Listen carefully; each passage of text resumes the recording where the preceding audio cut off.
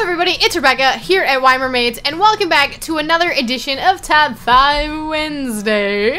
Top 5 Wednesday was curated by Lainey at Ginger Reads Lainey, and the links to her channel and the Goodreads group are down in the description below for you to check out.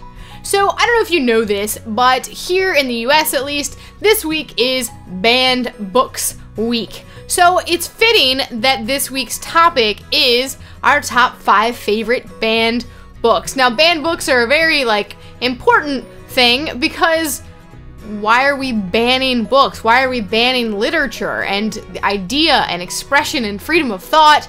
And that is why it's so important to not ban books. However, it still happens even in this day and age, and that's why I wanted to start out with a little bit of an honorable mention.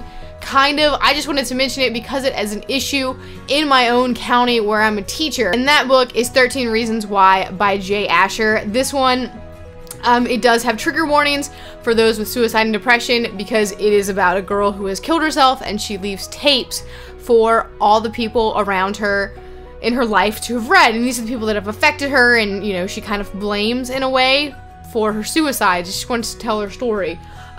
It's really wonderful, but this book last year had issues at the school, and we actually cannot, we can't teach it, we can't use it in class unless we get parental and principal permission to do it. It's a big deal.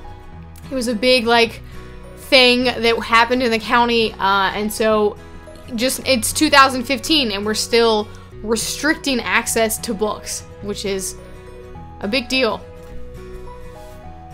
Forgot my hat. Well, now that I have the hat, let's get on with the top 5 on my list. It wouldn't be a list about banning books if I didn't include Fahrenheit 451 or 451 by Ray Bradbury, which is about burning books so that we don't spread ideas and knowledge. So it's very fitting for this week's topic, and it was banned. Next up is 1984 by George Orwell, which is one of my favorite dystopians. I absolutely love it, and everybody should read some George Orwell in their life. Animal Farm is another one that was banned, so, I mean, George Orwell's 2 for 2 here. So, yeah, but I do recommend this one. It's really good if you really like dystopians, if you like The Hunger Games, but you're looking for more adult. I mean, here you go. Speaking of dystopians, we also have The Giver by Lois Lowry. Now, most people read this in middle school, some even in elementary school, so the fact that it was banned at one point is kind of a big deal. And it's the same idea about this world where things aren't as happy and where ideas can be dangerous. And so I guess people didn't want them spreading. In the next place in my order here, I'm actually going to mention The Sorcerer's Stone by J.K. Rowling, or just Harry Potter in general. These books, when they came out, were very controversial at the time. I don't know, I mean, it was like a big thing. A lot of the super conservative and religious groups did not approve of it because they said it was glorifying witchcraft and Wiccanism. I don't know if that's a word, or in the Wiccan religion and whatnot. And so they didn't agree with it. So they actually didn't want their kids reading it. They wanted it out of schools. And this book was taking over the world at the time. So a lot of schools, it's a big deal that they couldn't read this book. I'm glad that people have come around. And it's ironic because if you read the entire thing, you find out that at the end there's kind of a whole Christian allegory going on with the whole book series here, and it was the super hardcore ones who were banning it.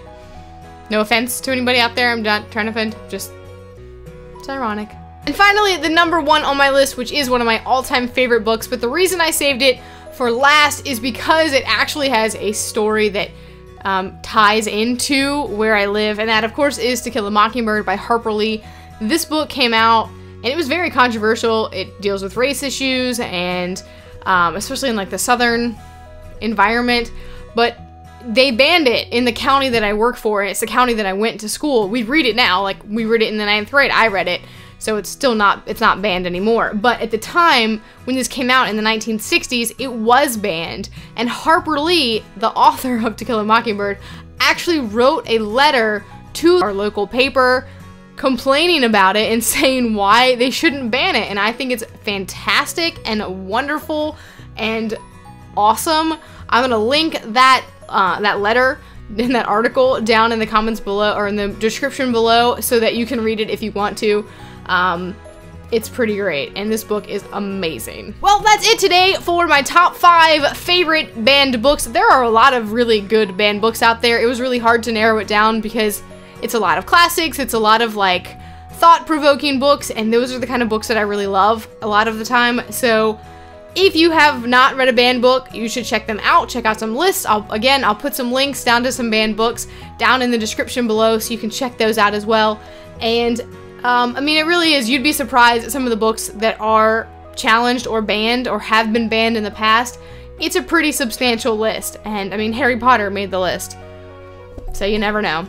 So let me know down in the comments below some of your favorite banned books, and that's it for me today.